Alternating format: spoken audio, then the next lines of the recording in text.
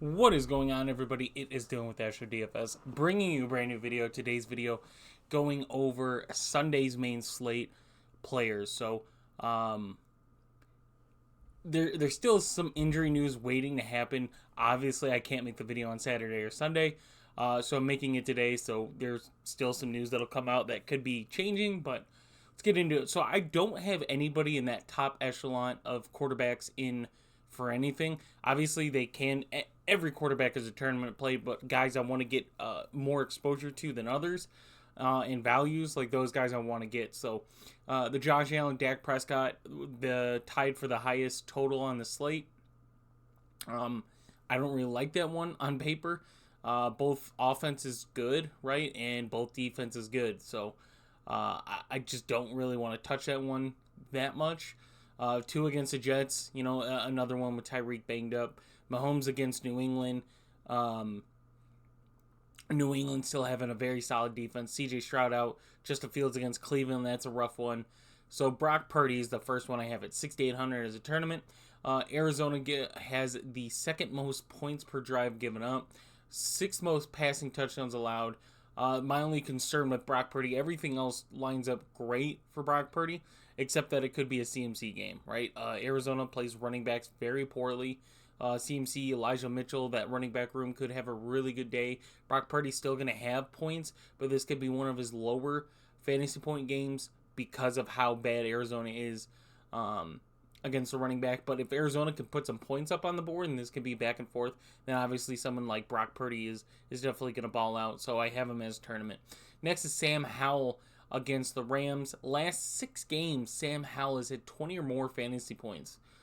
And I question of how that was a thing because I don't remember it, honestly. But they do have the highest total on the slate, and he's got 4 rushing touchdowns in the last 3 games. So rushing touchdowns has been saving Sam Howell. I don't like the wide receivers for Washington, but Antonio Gibson, Logan Thomas, guys I like for them. Jordan Love, 6,200 against Tampa. This one's a good one I like as well. Top 10 PFF, pass block advantage. Averaging 20.3 at home. Second most passing yards Tampa Bay's allowing.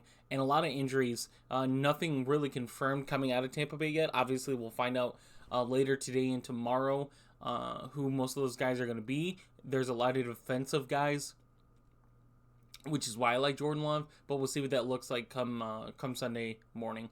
Matt Stafford, 6,000 as of right now is becoming my favorite like on this slate. Obviously the 50.5 total with Sam Howell. Second most fantasy points per game against for quarterbacks Washington's allowing. The number 1 PFF pass block advantage. Got 20 or more fantasy points in the last 3 games. And the Washington Commanders giving up the most points per drive. So a lot to like for Matt Stafford in that Rams offense. Next we have Joe Flacco against the Bears. Top 5 PFF pass block advantage. Chicago, 3rd most passing touchdowns. Chicago, 9th most points per drive. Joe Flacco in his 2 starts, so 17 and 25. Bears defense obviously improving. But Yannick is out. That's a huge loss. Jaquan Brisker might be out. Those 2 big losses there for that defense. Obviously some injuries on Cleveland side. We're waiting to see what it looks like too, but if Bears can do what the Bears have done and kind of play teams paced well, Joe Flacco could have a really good game at 5,500. Then at 5,000, we're going down to Tommy DeVito against the Saints. Saints giving up the 3rd most rushing yards to quarterbacks in the top 10 PFF pass block advantage. It's not a great one for DeVito, but for a guy that's gotten 10 plus fantasy points quite a bit in the upwards of 15, that's pretty good at 5K. And then Davis Mills at 4,900, another value for me. Titans 3rd most passing yards against. Top 10 PFF pass block advantage. Obviously doesn't have that same offensive coordinator, and Houston is missing some weapons now with Nico Collins being out, Tank Dell out, but Noah Brown, Robert Woods. Hopefully we get to see John Mechie and get some volume. But I like Davis Mills against his Tennessee defense at his price point. Where Tennessee gives up a lot. Obviously, it's a divisional game at that too. So, really like Davis Mills. Like I said, just a new offensive coordinator is a big like. Christian McCaffrey, cash play against Arizona, 64 leads the league, 64 red zone opportunities, 18 total touchdowns to running backs, second most rushing yards to running backs, 51 points, DK points in the last game they played, third best PFF run block advantage. Alvin Kamara, the next one, tournament play at 8,600 against the Giants, 1483 total rushing yards the Giants are allowing. I believe that's bottom 3 in the league. 12 rushing touchdowns, 37 red zone opportunities for Kamara, which isn't a high number, but considering he missed 4 games, I'd say that's a good number. My only concern with Kamara is he gets a lot of his fantasy points through the receiving game, and the Giants play receiving running backs fairly well. So 8,600, that's why he's a tournament, and I'd rather pay for Kyron Williams here at 7,500 against Washington. 1663 and 14 touchdowns. That's the total. So 1,663 total yards, 14 total touchdowns to running backs. Kyron Williams, 46 red zone opportunities. Another one, mind you, has missed games, was on the IR, came back, and still has 46 red zone opportunities. Number 1 PFF run block advantage as well. Raheem Mostert, 7,100 tournament play. Achane has been did not participate in practice. So if he is out, I really like Raheem Mostert. He'll probably go in cash. I'm just waiting for that confirmation. Jets giving up 1,867 total yards to running backs, 10 touchdowns. Mostert, top 10 in red zone carries in the NFL. And his price point 7,100 with Achane out like that. Jeff Wilson obviously factors in there, but it's Raheem Mostert. Shard White at 7K against Green Bay. Green Bay 1,740 total yards and 12 total touchdowns, getting 69% of the red zone carries, which is top 5 in the league. My only concern is they have a bottom 10 PFF run block advantage. Granted, teams can run all over Green Bay, and if Godwin is out, then White, is a good play at that point. Isaiah Pacheco, just learned, is out, so we'll talk about that here shortly. Bijan Robinson, 6,800 against Carolina, top 10 PFF run block advantage. Carolina giving up the 5th most rushing yards against to running backs, 18 rushing touchdowns allowed, and Bijan's been seeing a lot more red zone work lately, so let's hopefully see that continue. But with Arthur Smith, we don't know what that ever looks like. Next is Tony Pollard at 6,700 against Buffalo. Bills, 3rd most yards per carry, top 10 run block advantage for Dallas running backs, 48 red zone carries. I believe that is second. I believe he's behind McCaffrey with 47. Aaron Jones, I might add, we'll see what that one looks like. Both him and A.J. Dillon, both questionable. Dillon seems likely out, which means it's Aaron Jones, but you never know. Aaron Jones could be out as well. I think it's an okay matchup for running backs, though, especially if Vita Vea is out. Breece Hall, also questionable. That's one to watch for. Brian Robinson, we just found out, is out, so he will be not there. So it's Antonio Gibson and Chris Rodriguez. Ramondre, we're waiting for that one. And if Ramondre's out, Zeke becomes a play that I like at 5,800. 27 fantasy points last week for Zeke, getting a lot of work. I think it was like 8 targets at that too, in the top 10 PFF run block advantage. So just waiting if Stevenson is officially out. Jerome Ford, a value at 5,500 against the Bears. Both Ford, Hunt, and Strong all questionable, I believe. We'll see what that looks like. Bears play running backs quite well, but I like Ford for the receiving game. I like all running backs against the Bears in the receiving game. That's kind of where they get their points. Antonio Gibson, I mentioned Brian Robinson, we just learned, is out. So Antonio Gibson at 5,200. It's not the greatest matchup in the world, but at 5,200, he's going to get a majority of the carries, majority of the red zone work. They're still going to factor in Chris Rodriguez. We've seen it. But Antonio Gibson's been used in the receiving game. So at 5,200, I love that price point for him. And then Jerick McKinnon at 5,100 as well. Another one that I like. If some people want to play Clyde, you can go ahead. Patriots have the best yards per carry against running backs. they play running backs well. I like Jerick McKinnon though in the passing game and the receiving game. Patriots have given up 64 receptions to running backs, so that's kind of where I like Jerick McKinnon there. Other than that, there's not anything down here yet to really look at. And then wide receivers, CeeDee Lamb, cash play against Buffalo, top 5 wide receiver versus man. 27% of the red zone targets go to him, and a top 10 wide receiver in yards per route run. So I really like CeeDee Lamb. Not necessarily saying I like Dak, but I do like CeeDee Lamb in this one. Stephon Diggs tournament right if you want to target that game. Obviously, you're going to want Stephon Diggs. 14 red zone targets, tied for 13th in the league. Goes all over the field, so he's not going to see a majority of one corner. It's just all corners of Dallas pretty much are fairly good. Bland is kind of up and down. His numbers versus man aren't too impressive though.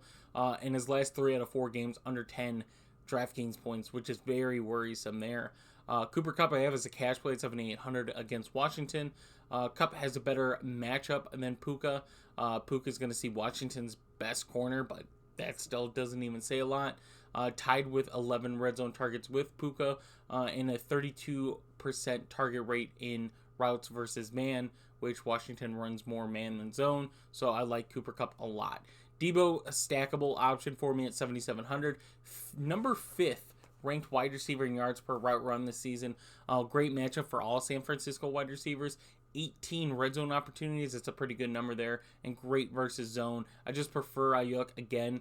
Probably going to bite me in the butt again for the 3rd time. But we'll see what that looks like. Mike Evans, 7,500. Tournament play if Godwin, especially if Godwin's out. Tournament play.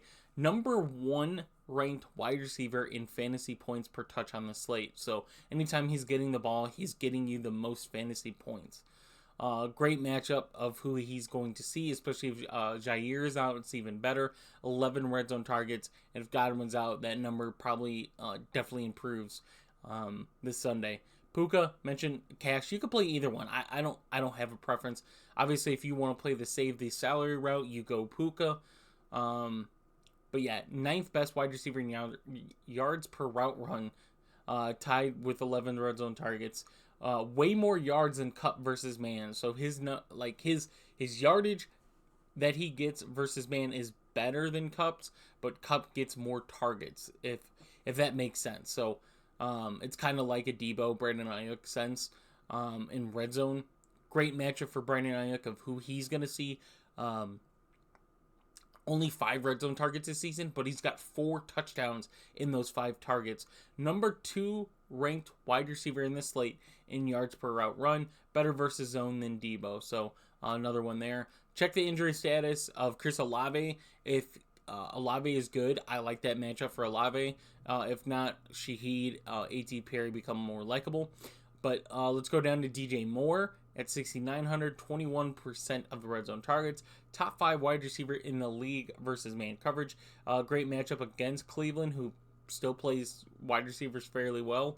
But top 20 in yards per route run and fantasy points per touch. So anytime he gets the ball, he's making stuff happen. At 6,900, it is pricey. But the correlation of DJ Moore and Justin Fields, those numbers are very impressive. And then Adam Thielen at 6,300 against Atlanta. 38% of the red zone targets. Way better versus man than zone. So that's something to like against Atlanta, who does run more man than zone. Good matchup of who he's going to see. It's not great. I lean more towards okay matchup than good. But he hasn't gotten the volume we saw towards the beginning of the season being relied upon. It seems like they're trying to see what they got in their wide receiver room outside of Thielen. And we'll see if that connection happens anytime soon. DeAndre Hopkins, 6,200, a cash play against none other than his former team, Houston Texans. Top 15 wide receiver in yards per route run and versus zone, so a lot to like there. 36% of the red zone targets, which is 15. Okay matchup against Houston, who their corners are very solid. And with Will Levis, we'll see what that looks like. It could be an ugly game of Levis versus Mills. Well, we'll see what that one looks like. I do like DeAndre Hopkins quite a bit, though. Rashid Rice, 6,100, another cash play. Good matchup for him. Best Kansas City wide receiver versus man by far. Like, none of the numbers are even close. 13th ranked receiver in yards per route run on the slate, and 17 red zone targets for Rashid Rice. Mind you, Isaiah Pacheco's out. New England plays running backs really good. So if Kansas City's going to succeed, it's through the air. Amari Cooper, 6,000, a stackable option against the Bears. Only 19% of the red zone targets behind Elijah Moore and David Njoku. It's an okay matchup. He's probably going to see some Jalen Johnson, which is worrisome. And only a top 30 wide receiver in yards per route run, so not a love on this slate. Garrett Wilson at 5,800 against Miami. 39% of the red zone targets go to him. 177 receptions and 13 total touchdowns to wide receivers. Miami's allowing 17.4 in their last matchup. It's a good matchup, and his numbers versus zone are elite. So a lot to like for Garrett Wilson here. Drake London, 5,400 against Carolina. 28% of the red zone targets. Okay matchup, okay versus zone, but he's got such a high target share. Not just in man and zone, but just in general. His target share compared to any other wide receiver for Atlanta is crazy. Noah Brown, tournament play. If you want to play him in cash, I'm okay with that as well with Nico being out. But it's Davis Mills, so I fully understand not wanting to touch him at all in cash with Mills in. But Tennessee secondary is very bad. Third most receptions to wide receiver. Noah Brown, surprisingly, 13th on the slate in yards per route run. And with Nico and Tank Dell out, Noah Brown should see an uptick in fantasy points this week. Jayden Reed, cash play. It could change if Christian Watson's in. I would assume Christian Watson's going to be out, but we'll find out here shortly within the next couple days. 12 red zone targets, better than Romeo Doubs in man coverage. Third most receptions allowed to wide receivers. They're tied with the Titans, but Tampa Bay and Tennessee right there tied. Tampa third most receiving yards allowed. Titans had receptions. I apologize about that. I can't read my own stuff. But Jayden Reed, in a very good spot, very good price point. We've seen him get plenty of 10-plus fantasy point games, right? You're probably realistically needing him to get 16 points, which in a matchup like this with a lot of injuries to Tampa Bay, possibly, Jayden Reed's a good like. Shaheed value if Olave's out and he's in. He becomes a really, really good value at 4,300. Dontavian Wicks at 4,000, also questionable. Watching, Jayden Reed, watching Watson. I imagine Reed and Wicks are probably good. Watson's the one that's probably out, but if Watson's out, Wicks is a value there. Jonathan Mingo, 3,900 against Atlanta as well. It's a tough matchup for him, but he's got 19 targets in the last 2 games, so it does seem like they're trying to work Mingo into their offense and see what he's capable of. It's a losing season. It's not like they need to win. They're just trying to see what they got. Demario Douglas, 3,900 against Kansas City. Number 23rd ranked wide receiver in yards per route run on the slate. It's a tough matchup against Duffy. I imagine he's going to see the most, but his numbers versus man are really great. 32 targets in the last 4 games, and 4 out of his last 5 games with 10-plus DK points. So at 3,900, a really good matchup for him. Wandell, 3,700 against the Saints. He had his best game of the season last week. Only Giants receiver with a good matchup as far as who he's going to line up against, in a 20% target share versus man coverage, which the Saints run a lot of man coverage. So Wandell, another cash. And then Demarcus Robinson, 3,600, another cash play. All 3 Rams receivers are cash plays, in my opinion, this week against Washington. 15 targets in the last 2 games. Tutu Atwell and Ben Skoranek, both questionable. 10-plus DK points in the last 2 games in a great matchup. So Demarcus Robinson, 3,600. If you wanted to do a double stack, you could double stack, Stafford, Kupp, Robinson, or Stafford, Puka, Robinson. That's fine. 3,600, that's a great pay down. Michael Wilson, 3,300 against San Fran. If he's healthy this week, I really like Michael Wilson. He's somehow fourth on the team still in red zone targets. San Fran's second most receptions to wide receivers.